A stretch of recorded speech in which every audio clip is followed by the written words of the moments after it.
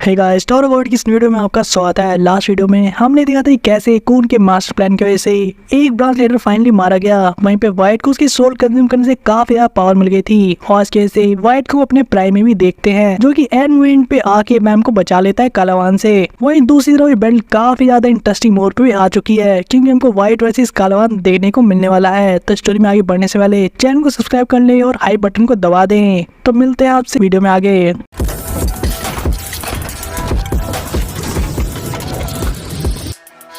White की presence को देखकर यहाँ पे सभी लोग सरप्राइज थे, लेकिन सबसे ज्यादा कालावान के माइंड में चीज आ रही थी कि इसके अपेयरेंस पहले से काफी ज्यादा सिमिलर है, लेकिन इसके अंदर से जो वाइब आ रही है वो काफी अलग ही लेवल की डिफरेंट एनर्जी की है। वही हेडक्वार्टर से बैठकर मैशनीजाद यहाँ पे कालावान के ऊपर ताना कसती है कि कैसे उसे ये चीज नहीं देखने को मिली, उसने सोचा नहीं था या उसे भनक तक नहीं लगी कि कैसे जिस स्लेयर को उसने जाने दिया था वो सही में स्लेयर व्हाइट है, जिसने अपनी सारी पावर को वापस से रिगेन कर लिया है। वही भी कालावान का सर्वेंट जो कि यहाँ प्रेजेंट था व्हाइट को देखकर सोचता है कि आखिर इसकी हिम्मत कैसे हुई हमारे लॉर्ड कालावान को ऐसे नीचा दिखाने की। मैंने डिवीजन कमांडर की अपनी पोजीशन इसलिए छोड़ दी ताकि मैं कालावान की आर्मी में सिर्फ प्लेटून को ज्वाइन कर सकूं। और व्हाइट का ऐसा बिहेवियर देख के यहाँ पे उसे काफी ज्यादा गुस्सा आता है, जिसकी वजह से व्हाइट के ऊपर अटैक कर देता है। जहाँ कालावान अपने प्लेटून कमांडर योलकर को रोक पाता है, इससे पहले ही व्हाइट इस चीज को नोटिस कर लेता है, जहाँ कहता है कि आखिर मेरे मैनर्स कहाँ गए। और हम देखते अगले ही पल कि कैसे योलकर की चारों उंगलियां टुकड़े टुकड़े में बढ़ जाती है। जहाँ एक तरफ वो काफी पेन में था, वहीं पे व्हाइट इसको कहता है कि लो मैंने तुम्हारे मैनर्स को फिक्स कर दिया, तो मुझे थैंक्स करना चाहिए। जहाँ दूसरी तरफ व्हाइट अब कैसे बताता है कि जब वो सबसे पहली बार अपने नाम को फेमस किया था इस टावर के अंदर, तब उस टाइम उसके जो फॉलोअर्स थे वो ब्लड को अपने आईज के नीचे लगाया करते थे उसकी तरह से दिखने के लिए, और काफी लंबे टाइम तक एक सिंबल बन गया था सभी रिबल के लिए पूरे टावर के अंदर। और यहाँ पे व्हाइट स्टोरी इसलिए सुना था क्योंकि योरकल के आइस के ऊपर भी ऐसे ही डिजाइन थे, जहाँ पे व्हाइट उसे बताता कि शायद तुम उस रिबेल ग्रुप के सबसे नीचे के लेवल्स में होगे, इसलिए तुम्हें स्टोरी के बारे में नहीं पता। वही दूसरी तरफ व्हाइट खुद को भी ऐसा ही फील कर रहा था, क्योंकि इस टावर की जो रियल गॉड है उसके लिए वो भी एक इनसिग्निफिकेंट फूल ही है। वही हम देखते हैं एंशिएंट हीरो चाको, जो कि व्हाइट को देख के कह रहा था कि आखिर इतना जल्दी इसका टोटल वाइब चेंज कैसे हो सकता है। जहाँ पे स्लेयर क्राकअप चाको बताता है कि तुम काफी लंबे समय से सील थे इसलिए तुम्हें नहीं पता, लेकिन व्हाइट स्लेयर सबसे नोटोरियस स्लेयर्स में से एक था पूरे टावर में काफी लंबे समय तक। जहाँ ऑब्वियसली क्राकअप भी श्योर तो नहीं है, लेकिन देखने से ऐसा लग रहा है जैसे व्हाइट को अपनी सारी ओरिजिनल पावर्स वापस मिल गई हैं। लेकिन क्राकअप को यहाँ तक ये भी डर था कि कहीं व्हाइट अपनी शॉट उनकी तरफ ना कर दे, यानी कि इन्हीं का दुश्मन ना बन जाए। वही हम व्हाइट को बैम की तरफ घूरते हुए देखते हैं, जहाँ सोच रहा था कि मुझे मेरी ओल्ड पावर तो मिल गई है, लेकिन फिर भी मुझे अभी भी उस तरीके से फील नहीं आ रहा, और इस पूरे बैटलफील्ड में सिर्फ एक ऐसी सोल है जिसको मैं डिवार करना चाहता हूँ, और वो कोई और नहीं बल्कि ज्यूल ग्रेस यानी कि बैम था। वही व्हाइट का इनर माइंड उससे कह रहा था कि कैसे वो जैसी बैम को सोल को डिवार करेगा वो इनॉर्मस पावर को गेन कर सकता है, लेकिन सिचुएशन अभी उसके पक्ष में नहीं है, इसीलिए कोई भी डिसीजन या एक्शन जल्दबाजी में नहीं लेना चाहता था। और इसलिए हम फाइनली उसको अपना फोकस कालावान के ऊपर करते हुए देखते हैं, जहाँ पे वो कालावान पर अटैक भी कर देता है, लेकिन साथ ही भी उसे वार्न करते हुए कहता है कि क्यों ना तुम वो रिस्ट्रिक्शन को पहले हटाओ जो कि तुम अपने एक आर्म पर लगा रखा है, क्योंकि व्हाइट को काफी एम्बेरसमेंट का फील होगा अगर यहाँ पे कालावान अपने एक हाथ को बांध के रखेगा और तब व्हाइट उसे हराएगा। लेकिन ऑब्वियसली कालावान अपनी शपथ को नहीं तोड़ता और यहाँ पे सीधे व्हाइट के ऊपर अटैक कर देता है, लेकिन ऑब्वियसली व्हाइट यहाँ पे अपने प्राइम पे है। हम देखते हैं उसे अपने शॉर्ट अटैक को ऐसे यूज करते हुए जो एसेंस ऑफ पावर को सीधे काट के रख देती है। यहाँ पे व्हाइट को उसके 7 ब्लड स्पिरिट ब्लेड को यूज करते हुए देखते हैं, जहाँ पे इसके साथ ही व्हाइट वॉर्न करते हुए कालावान को वापस कहता है कि तुम गलती कर रहे हो और तुम सोच रहे हो कि तुम उसी व्हाइट से फाइट कर रहे हो जिसे तुमने लास्ट टाइम फाइट की थी। वही कालावान जो कि स्लैश को और अटैक्स को ब्लॉक करने की कोशिश करता है, उसे पता था कि व्हाइट एकदम सही कह रहा है। और हम देखते हैं दोनों की इंटेंस बैटल को स्टार्ट होते हुए, जहाँ पे कालावान काफी क्लोज रेंज में आके अटैक करने की कोशिश कर रहा था, और उसके साथ ही बैक टू बैक स्लैशेस और अटैक दोनों ही तरफ से हम होते हुए देखते हैं, जहाँ पे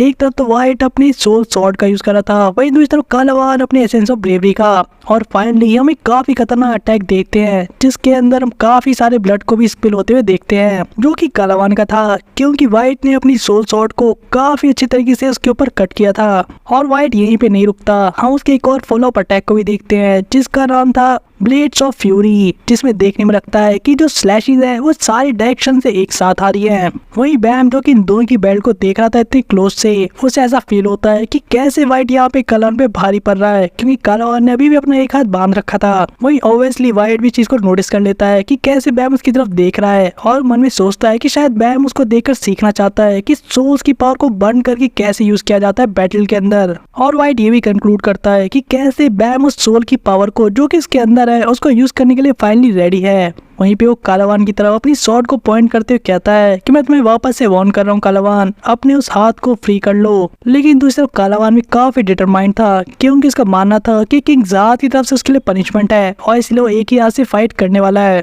वही वाइट काफी ज्यादा डिसअपॉइंटेड था इस बात को सुन के। वहीं हम देखते कून को, जो कि वाइट को कह रहा था कि आखिर वो क्या कर रहा है, इससे अच्छा मौका उसे दोबारा नहीं मिलेगा जब कालावान अपनी हाफ पावर पे फाइट कर रहा है। लेकिन वाइट का कहना था कि जब उसे उसकी पावर मिल गई है तो यहाँ पे वो कालावान से काफी अच्छे से बैटल करना चाहता है। लेकिन कून का कहना था कि वाला वाइट ऐसा जेंटलमैन कब से बन गया। लेकिन वाइट यहाँ से कून से एग्री नहीं करता, क्योंकि उसका कहना था कि यहाँ पे जो सोल तो डिवाइड करेगा अपने अपोनेंट को हरा के, वो टेस्ट अच्छा नहीं करती अगर वो ज्यादा स्ट्रगल ना करे। और साथ ही यहाँ पे एक और इम्पोर्टेंट हिडन एजेंडा था वाइट का। वो यहाँ पे बैम को अपनी सोल बर्न करने की पावर को दिखाना चाहता था कि कैसे बैम उसको यूज कर सकता है, क्योंकि वाइट की इंस्टिंक्ट कहती थी कि आने वाले बैटल में इस तरह की पावर बैम को यूज करनी पड़ सकती है।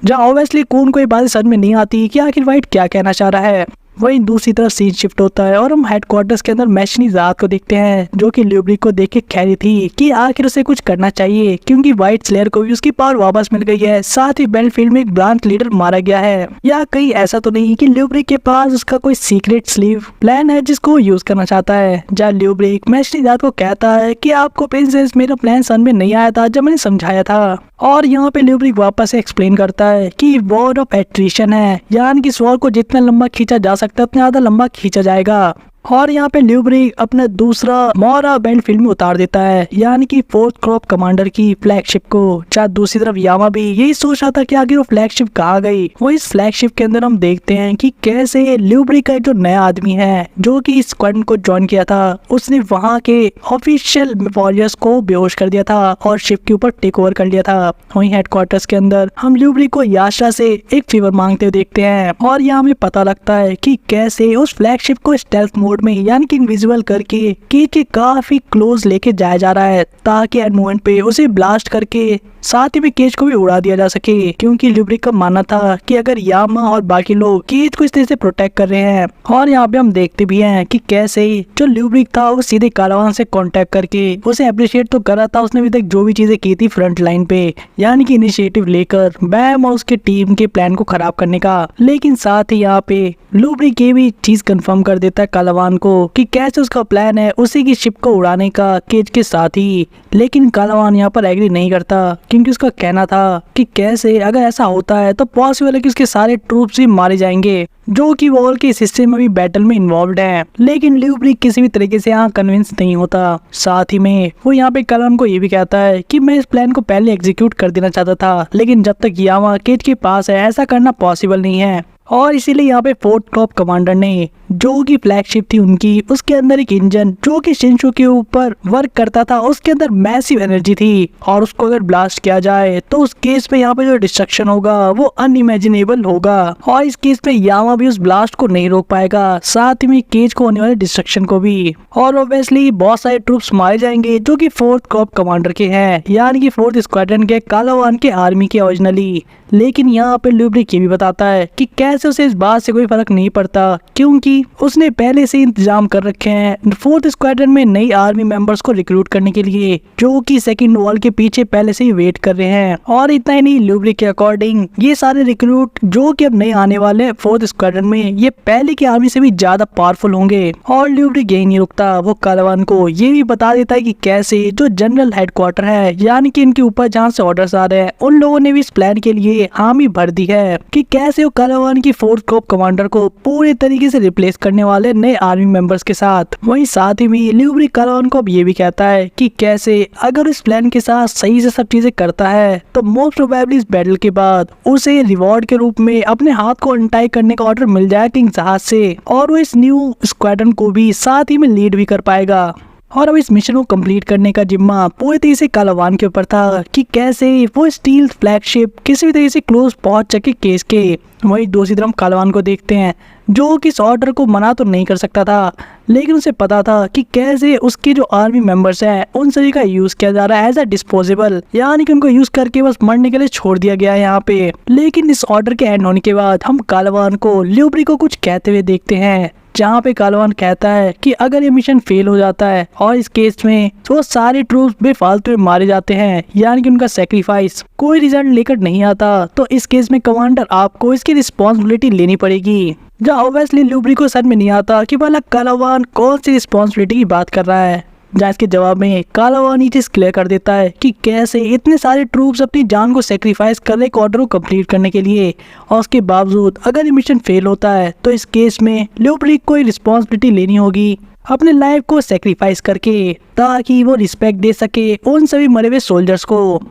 वहीं कालावान अपने हाथ को जिसको उसने सील किया हुआ था उसको बाहर कर लेता है ताकि वो बेल्ट के अंदर अपनी पूरी पावर लगा सके, जिसको देखकर बैम और वाइट दोनों ही शॉक हो जाते हैं। वहीं दूसरी तरफ ल्यूब्रिक भी स्माइल के साथ कालावान को कहता है कि अगर ऐसा ही है और ये ऑपरेशन फेल हो जाता है तो तुम बिल्कुल मेरे पीछे आ सकते हो मुझे मारने के लिए, और मेरी पोजीशन भी ले सकते हो एज ए स्क्वाड्रन कमांडर, लेकिन अभी के लिए उसे अपनी ड्यूटी को निभाना होगा एज अ रैंक सोल्जर, जिस बात से कालावान भी एग्री कर जाता है। वहीं सामने वाइट भी कालावान को ऐसे फुल फॉर्म में देखकर कहता है कि अगर तुम बेल्ट के लिए रेडी हो चुके हो तो मुझे भी अपनी पूरी पावर का यूज करना चाहिए। और उसके जस्ट बाद ही हम देखते हैं वाइट को एक काफी खतरनाक और ब्यूटीफुल सी शॉट को क्रिएट करते हुए, जिसके बारे में वो खुद ही बताता है कि कैसे इस मूवमेंट पे सबसे स्ट्रॉन्गेस्ट शॉट है जो कि वो बना सकता है, और इसका नाम है कुलिनन। और यहाँ पे साथ ही वाइट बैम की तरफ देख के कहता है स्लेयर कैंडिडेट ध्यान से देखो और सीखो कि कैसे सोल्स की पावर को बर्न करके यूज किया जाता है, क्योंकि इसकी जरूरत उसे जल्दी पड़ने वाली है।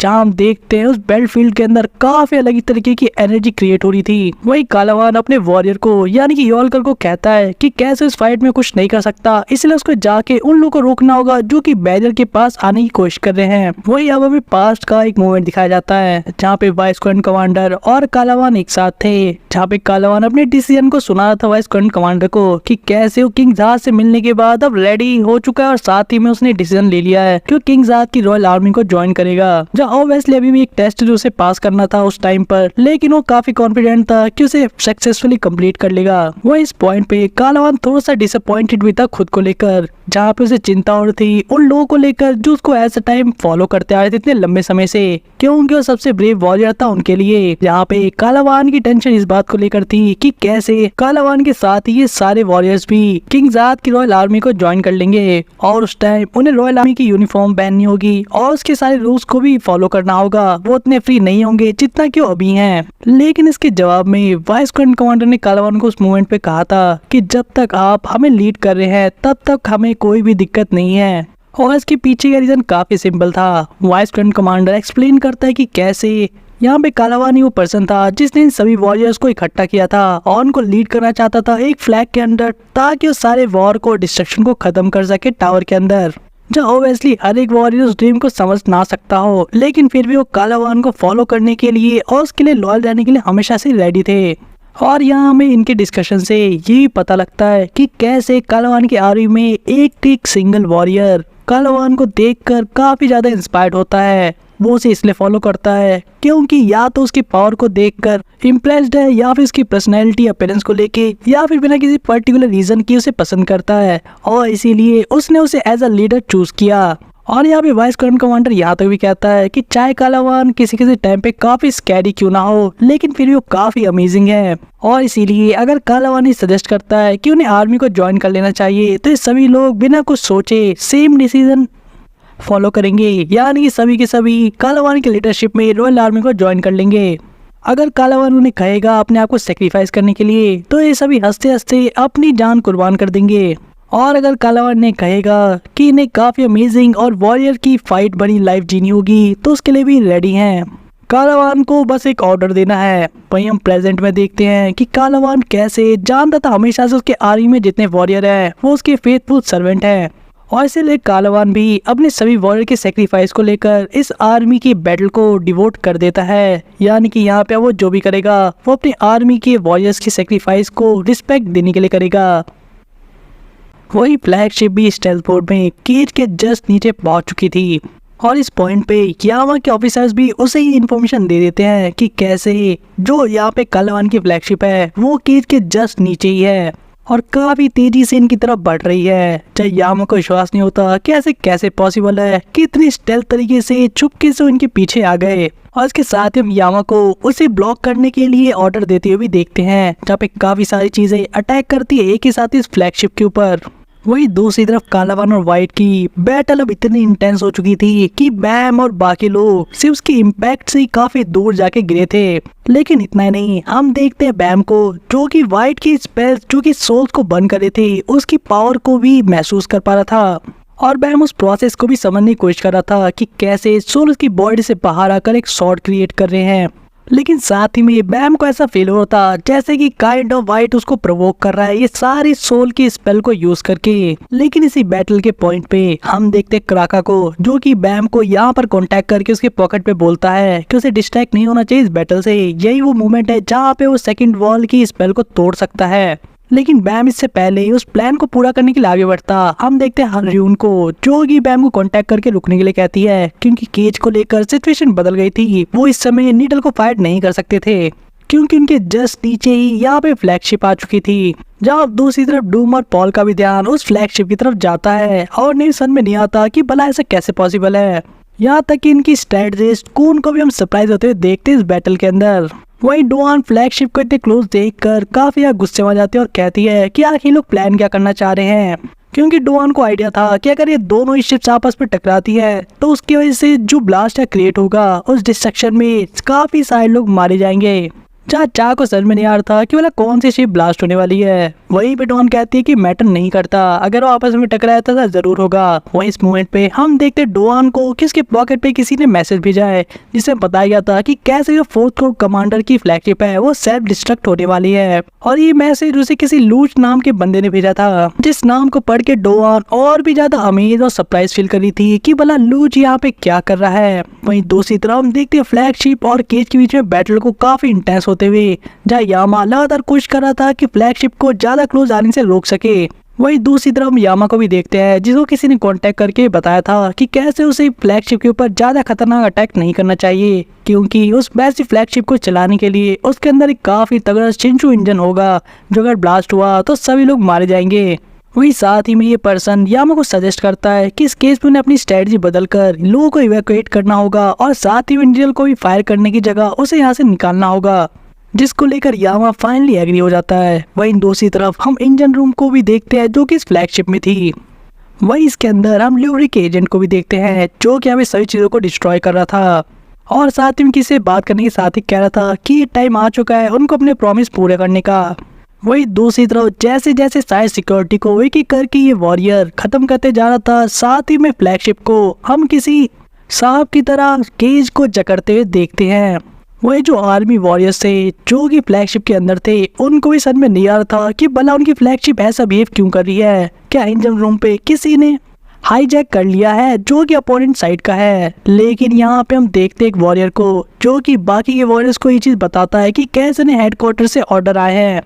कि फ्लैगशिप जो है वो ब्लो करने वाली है केज के साथ खुद को भी। और एक कालावान भी अनाउंस करके बता देता है अपने ट्रूप्स को कि कैसे अगर वो फ्लैगशिप के ब्लास्ट को रोकने की कोशिश करेंगे तो पहले से भी ज्यादा ट्रूप्स मारे जाएंगे। और साथ ही कालावान ये भी एडवाइस देता है वॉरियर्स को कि जो भी केस से दूर हट सकता है और जितना दूर जा सकता है सेफ्टी के लिए वो चला जाए। जहाँ इसके साथ ही वाइट जो कि कालावान पर अटैक किया जा रहा था उसको रोकने के लिए और ब्लॉक करने के लिए यहाँ पे कालावान एटॉमिक स्प्रे का यूज करता है। लेकिन ऑब्वियसली वाइट उसको भी स्लैश करके रख देता है अपनी सॉल वाली शॉट से। वही दूसरी तरफ वाइट को ये भी काफी ज्यादा सरप्राइजिंग लग रहा था कि कैसे उसकी स्ट्रॉन्ग शॉट के सामने कालावान इतने देर से टिका हुआ है। और इससे भी ज्यादा जो चीज परेशान करी थी वाइट को वो ये थी कि इस समय पर कालावान को जो सबसे बड़ा घाव मिला है वो किसी और से नहीं बल्कि एमेच्योर स्लेयर से मिला है, यानी कि ज्यूल ग्रेस से, जिसको सही से फाइट करना भी नहीं आता कालावान जैसे वॉरियर के लेवल पर। और ये फैक्ट वाइट के प्राइड को भी हर्ट करी थी और इसीलिए हम देखते हैं उसको और भी ज्यादा सोल की टेक्निक्स को यूज करते हुए ताकि वो कालावान को हर्ट कर सके। और यहाँ पर हम काफी सारी मल्टीपल शॉट्स को अलग अलग डायरेक्शन में सीधे कालावान की तरफ बढ़ते हुए देखते हैं, जहाँ पे वाइट स्माइल के साथ कह रहा था कि कैसे अब वो और ज्यादा वेट नहीं कर सकता और उसे भूख लग रही है ताकि वो कालावान की सोल को डिवार कर सके। जहाँ कालावान अपने एसेंस ऑफ ब्रेवरी से इस चीज को भी ब्लॉक तो कर रहा था, लेकिन वाइट अपने नेक्स्ट अटैक जिसका नाम था sapphire single shot deadly sword of light उसका यूज करता है कालावान के ऊपर, जहाँ पे ये अटैक कालावान के राइट आर्म पे इससे भी काफी ज्यादा प्रेशर बनाता है, जिसकी वजह से कालावान को भी एक पल के लिए लगता है कि शायद उसका हाथ उसका साथ नहीं देने वाला। और इतना ही नहीं, कालावान का कंक्लूजन ये था कि अगर वाइट सही में ऐसे अटैक करते रहेगा तो इस केस में इससे उसके हाथ को नहीं बल्कि उसकी पूरी बॉडी को काफी क्रिटिकल डैमेज लग सकता है। और इसलिए कालावान को हम देखते हैं कि उस पूरे अटैक को अपने राइट आर्म के ऊपर ले लेता है, सोचकर कि इस केस में उसे शायद अपना राइट आर्म को ही सेक्रीफाइस करना होगा वाइट के इस अटैक को काउंटर करने के लिए। जहाँ पे थोड़ी देर बाद हम देखते भी हैं कि कैसे कालावान का राइट हैंड कट गया था, जहाँ वाइट भी चीज को नोटिस करता है और कहता है कि मुझे विश्वास नहीं होता कि तुमने अपने राइट आर्म को सेक्रीफाइस कर दिया सिर्फ मेरे अटैक को ब्लॉक करने के लिए। लेकिन वाइट यहीं पे कम इम्प्रेस नहीं होता, क्योंकि वो जब देखता है कि कालावान कैसे अपने एसेंस ऑफ ब्रेवरी के एक्सप्लोजन को यूज करके अपने लिए काइंड ऑफ एक नया आर्म बना लेता है, जहाँ पे वो उस पावर को यूज कर रहा था। और उसके साथ ही कालावान को स्माइल के साथ देखते हुए कहते हैं, क्या तुम रेडी हो? मैं तो अपनी साइड से फुल रेडी हूँ बैटल के लिए। जहाँ पे वाइट ऐसा सुनकर कहता है, तुम सही में टफ तो काफी हो। वही बैम जो कि साइज को देख रहा था अभी तक, उसे सर में नहीं आ रहा था कि उसे अब क्या करना चाहिए, क्योंकि एक तरफ तो की जब खतरे में था, वही दूसरी तरफ वाइट और कालावान की बैटल अभी भी चल रही थी। यहाँ पे बैम को याद आता है कि कैसे उसे वाइट सिखाना चाहता था सोल की पावर्स को यूज करने का, और इसलिए वो सोचा था कि शायद से वो ट्राई करके देखना चाहिए, क्या होता है इस बैटल में ये पावर्स की हेल्प कर सके। और इतना ही नहीं, बैम के माइंड में इस समय ये प्लान था कि कैसे सोल की पावर और थ्रोन का यूज करके जो टेलीपोर्टेशन किया था उसने हिडन फ्लोर पे, वो शायद कोई इम्पैक्ट ला सके इस बैटल के टाइड को चेंज करने के लिए। लेकिन सेम टाइम पे यहाँ पे बैम इस धर्म संकट में भी था कि कैसे कुछ लोगों की जान बचाने के लिए उसे उन लोगों की सोल को यूज करना होगा जो कि खुद एज अ पीपल कभी एग्जिस्ट करते थे। लेकिन अगले पल बैम को अपने सामने वो तैरती लाशें दिखती हैं, जहाँ पे उसके माइंड में आता है कि भला वो कैसे इस बारे में सोच भी सकता है। इतने सारे लोग जो उसे ट्रस्ट करते थे उन्होंने अपना सेक्रीफाइस कर दिया इस बैटल के अंदर, और इतनी सारी चीजें होने के बाद अगर बैम कोई गुड गाय होने की एक्टिंग करेगा तो ऐसे कैसे काम चलेगा। और इसीलिए वो रिस्पॉन्सिबिलिटी लेने के लिए रेडी है अगर उसके अंदर की सोल्स उससे नफरत करेंगी उनकी पावर्स को इसे यूज करने के लिए। और यहाँ फाइनली हम बैम को भी सोल की पावर को यूज करते हुए देखते हैं, जहाँ बैम के बटरफ्लाई विंग्स अब काफी ज्यादा अलग तरीके से ट्रांसफॉर्म हो जाते हैं, जिसके अंदर व्हाइट और ब्लैक कलर का अलग ही कॉम्बिनेशन था जो कि सोल की पावर को दिखा रहा था। और बैम की इसी डिसीजन लेने के साथ ही हम आज के एपिसोड को भी यहीं पर ओवर करते हैं। जहाँ आने वाले नेक्स्ट एपिसोड में आपको बैम की इस नई पावर को एक्शन में देखने को मौका मिलेगा, जिसके लिए आपको चैनल को सब्सक्राइब करना होगा और बेल आइकन को ऑन, ताकि आपको नोटिफिकेशन जल्द से जल्द मिल सके हमारी वीडियो की। साथ ही मेक श्योर करें कि आप वीडियो को ज्यादा लोगों में शेयर करें और कमेंट से अपने सजेशन दें कि आप और कौन सी चीजों के ऊपर वीडियो देखना चाहते हैं। तो मिलते हैं आपसे नेक्स्ट वीडियो में।